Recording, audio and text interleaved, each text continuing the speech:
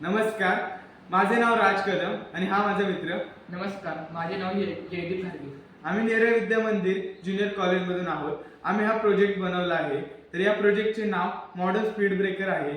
तर आजकाल भारताचे जास्तीत जास्त विद्युत प्रकल्प हे कोळशावर आहेत, ज्यामधून इलेक्ट्रिसिटी तर तयार होते, पण प्रदूषणही खूप मोठ्या प्रमाणावरती होतं व CO2 या इत्यादी गॅसचे उत्पादन होतं. कार्बन मोनॉक्साईड हे आपल्याला शरीरासाठी एकदम वाईट असतात आणि त्यामुळे आपल्याला त्रासही होतो. तर ग्रीन एनर्जीकडे जावे म्हणून आम्ही हा प्रोजेक्ट बनवला आहे. तर या प्रोजेक्टमध्ये आम्ही रस्त्यावरील स्पीड ब्रेकरवरून इलेक्ट्रिसिटी तयार करणार आहे व या इलेक्ट्रिसिटीचा वापर आपण रस्त्यावरील पोल्स व इलेक्ट्रिक व्हेकल्स चार्ज करण्यासाठी वापरू शकतो. तर यामध्ये आपण एक स्पीड ब्रेकर बसवणार आहोत. तर त्याला दोन खाली स्प्रिंग असतील आणि त्या स्प्रिंगला लागून खाली एक शाफ्ट असेल. शाफ्ट जी आपली टर्बाईन आहे ती फिरवेल. टर्बाईन फिरली की आतले मोटरमधून इलेक्ट्रिसिटी तयार होईल व ती पॉवर हाऊसमध्ये स्टोअर होईल.